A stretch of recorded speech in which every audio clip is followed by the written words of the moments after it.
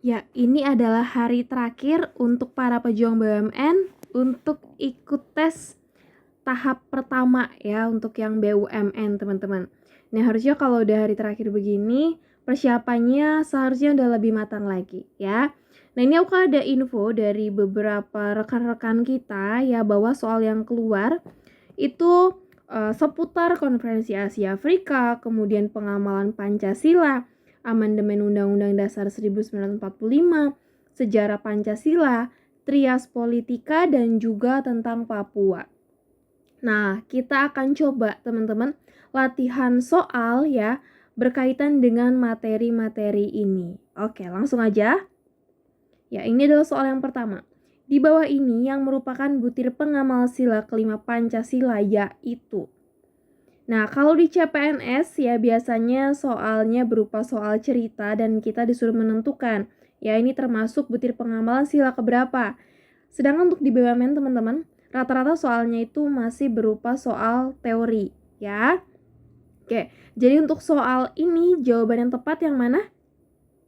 Ya, jawaban yang tepat adalah yang A, teman-teman ya. Jangan lupa bahwa butir pengamalan Pancasila itu jumlahnya ada 45, ya. Jadi untuk jawaban yang B sampai yang E merupakan pengamalan sila yang kedua, teman-teman, ya. Oke, langsung aja kita lanjut lagi ke soal yang kedua. Negara di bawah ini yang tidak hadir dalam Konferensi Asia Afrika tanggal 18 sampai 25 April 1955 adalah. Ya, ada banyak negara teman-teman yang tergabung dalam Konferensi Asia Afrika. Di antaranya ya, ada Thailand, kemudian ada India, ya, ada Indonesia, ada Vietnam. Nah, untuk Malaysia sendiri ya, ini tidak tergabung dalam Konferensi Asia Afrika. Oke, ini adalah negara-negara yang bergabung dalam Konferensi Asia Afrika ya, yang dilaksanakan di mana? Oke, di Indonesia sendiri teman-teman ya, tepatnya di Bandung. Oke, ini adalah soal selanjutnya ya. Tokoh yang memprakarsai untuk mengadakan Konferensi Asia Afrika adalah. Oke, kira-kira apakah dari luar negeri ataukah memang dari dalam negeri sendiri teman-teman? Ya, jawabannya adalah yang A ya, Ali Sastro Amijoyo. Nah, beliau ini merupakan wakil dari Indonesia ya. Oke, pada awal tahun 1954 ya, Perdana Menteri Ceylon ini mengundang para Perdana Menteri dari Birma ya, kemudian dari India ya, kemudian Indonesia dan juga Pakistan. Ya, jadi ini opsi A sampai E ini merupakan para wakil dari negara-negara tersebut. Nah, sebenarnya awalnya itu ya dimaksudkan adanya suatu pertemuan informal. Oke. Nah, undangan ini ya diterima dengan baik oleh semua para pimpinan pemerintah negara tersebut.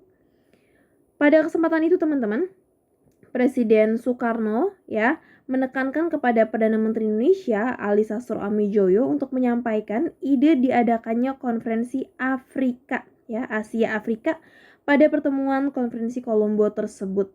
Nah, beliau menyatakan bahwa hal ini merupakan cita-cita bersama hampir 30 tahun telah didengungkan untuk membangun solidaritas Asia Afrika dan telah dilakukan melalui pergerakan nasional melawan penjajahan ya. Oke, soal berikutnya, peran Indonesia dalam Konferensi Asia Afrika secara umum adalah, ya, tadi kan Indonesia itu yang mencetuskan ya, kalau kita lihat di soal sebelumnya. Jadi kalau dilihat dari opsi jawaban, kira-kira yang mana teman-teman? Ya, jawabannya adalah yang A ya, memprakarsai untuk mengadakan konferensi dan sebagai tempat penyelenggaraannya. Tepatnya di mana? Di kota Bandung ya. Soal berikutnya, berikut ini yang merupakan tujuan dari Konferensi Asia Afrika adalah. Ya, sebenarnya tujuannya apa sih teman-teman? Oke ya, kalau kita lihat dari opsi jawaban yang ada, pilihan jawaban yang tepat itu adalah yang A. Ya, mempertimbangkan masalah kepentingan khusus dari bangsa-bangsa Asia Afrika terkait kedaulatan nasional, nasionalisme, dan juga kolonialisme. Oke, Ada 4 tujuan sebenarnya ya. Yang pertama mempertimbangkan masalah-masalah negara Asia dan Afrika, mengembangkan rasa saling pengertian dan kerjasama, kemudian meninjau masalah hubungan sosial, ekonomi, dan budaya, dan yang terakhir meninjau kedudukan negara-negara Asia dan juga Afrika ya. Oke, lanjut lagi teman-teman. Dalam rangka merebut kembali wilayah Irian Barat, Presiden Soekarno yang mengatasnamakan dirinya sebagai penyambung lidah rakyat telah menyerukan suatu komando yang disebut. Ya ini sebenarnya cukup terkenal ya istilah-istilah ini ya. Kalau Tri Tuntutan Rakyat biasanya kita kenal dengan Tritura. Ya, kemudian Dwi Komando Rakyat kita kenal dengan Dwi Kora. Ya, kemudian Tri Komando Rakyat Trikora. Ya, kalau kita lihat dari pilihan jawaban ya, sebenarnya kan yang ditanya komando ya, udah ada inisialnya. Berarti yang A ini tentu salah. Ya, jadi kira-kira yang mana teman-teman jawabannya? Oke, jawabannya adalah yang D ya, Trikora, Tri Komando Rakyat. Kita lihat. Oke, ini ya, isi dari Trikora. Gagalkan pembentukan negara Papua. Oke, jadi jelas jawabannya adalah yang D. Dan ini adalah isi dari Tritura dan ini adalah isi dari Dwi Kora. Lanjut lagi soal berikutnya, BPUPKI menyelenggarakan 2 kali sidang. Sidang BPUPKI pertama tanggal 29 Mei sampai 1 Juni 1945 fokus pada pembahasan. Ya ini jangan sampai salah teman-teman ya.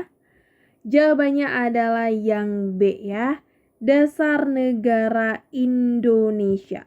Kalau pembahasan tentang Undang-Undang Dasar ya ini ada di sidang yang kedua. Oke, tanggal berapa? Tanggal 10 sampai 17 Juli ya 1945. Ya, soal berikutnya, Hari Kesaktian Pancasila diperingati setiap tanggal. Ini sering aku katakan ya kepada teman-teman khususnya di bimbelan aku ya. Hari Kesaktian Pancasila itu diperingati setiap tanggal 1. Oke ya. 1 Oktober 1945. Jadi jawabannya adalah yang D. Kalau yang A ya ini adalah ketika Pancasila disahkan. Oke, kalau 1 Juni Pancasila lahir. Ya. Kalau 22 Juni ini Piagam Jakarta muncul ya, terbit ya. Piagam Jakarta. Oke, kalau 17 Agustus tahu lah ya ini hari kemerdekaan. Oke, kita lanjut soal berikutnya. Piagam Jakarta lahir pada tanggal berapa dan oleh panitia apa? Oke, baru aja kita bahas teman-teman. Tanggal berapa? Ya, tanggal 22 Juni 1945 oleh panitia 9. Ya, ini adalah susunan keanggotaannya ya, dipimpin oleh Soekarno, teman-teman. Lanjut lagi soal berikutnya. KKB adalah singkatan dari kelompok kriminal bersenjata. Kelompok ini sebelumnya dikenal dengan nama Organisasi Papua Merdeka atau OPM. Yang mana kelompok ini menginginkan Papua lepas dari NKRI. Gerakan ini memiliki sejarah panjang dalam melakukan aksi kekerasan dan teror. Atas kondisi ini, langkah yang paling tepat untuk menghadapi hal ini adalah apakah harus dipidana atau dimusnahkan secara militer? Ya, atau perlu adanya penyelesaian secara damai nih melalui adanya diskusi-diskusi ya, atau mengirimkan pasukan militer ke Papua, bahkan ya membentuk undang-undang khusus tentang KKB. Kira-kira menurut teman-teman yang mana? Oke ya, jawabannya adalah yang C ya, karena di Indonesia sendiri juga masih mengutamakan yang namanya musyawarah mufakat.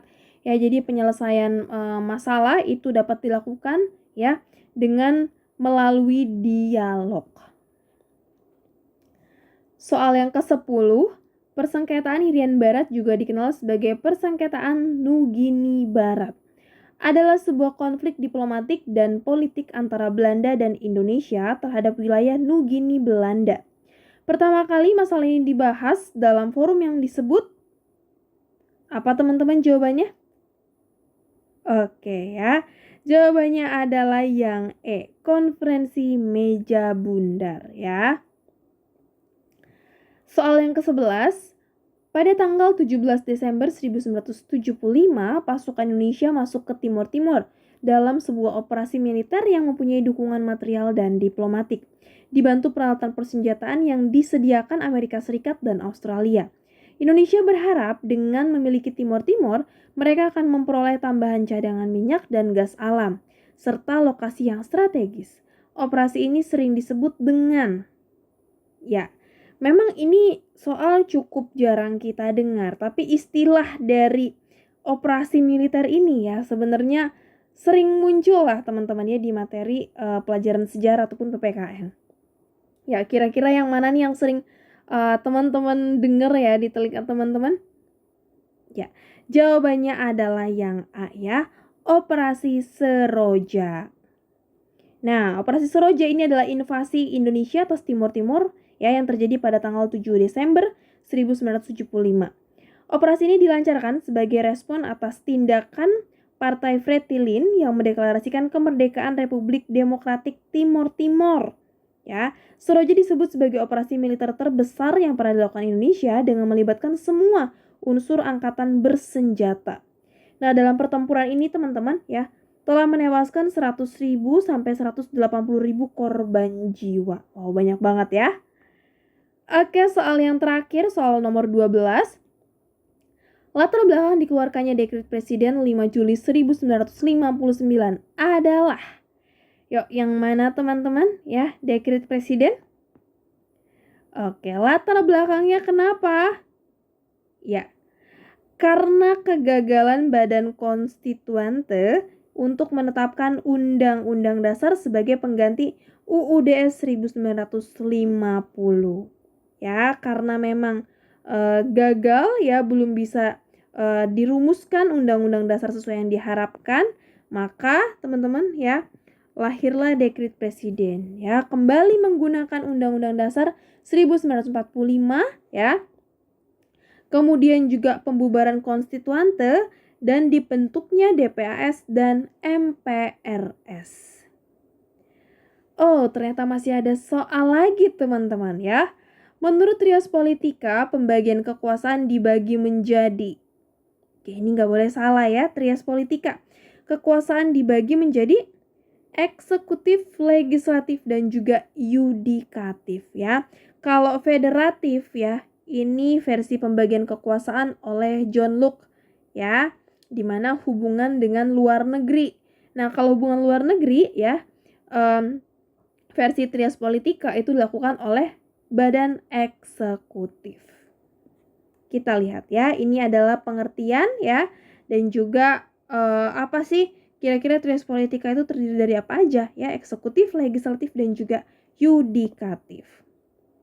Ya teman-teman, kita sudah membahas ya beberapa soal ya berkaitan dengan materi ya yang banyak infonya keluar di tes BUMN. Ya, semangat buat teman-teman yang akan berjuang di hari ini. Semoga bisa lolos passing grade dan lolos perankingan dan bisa mendapatkan kursi ya di BUMN tahun 2024. Terima kasih buat kalian semua. Salam sukses.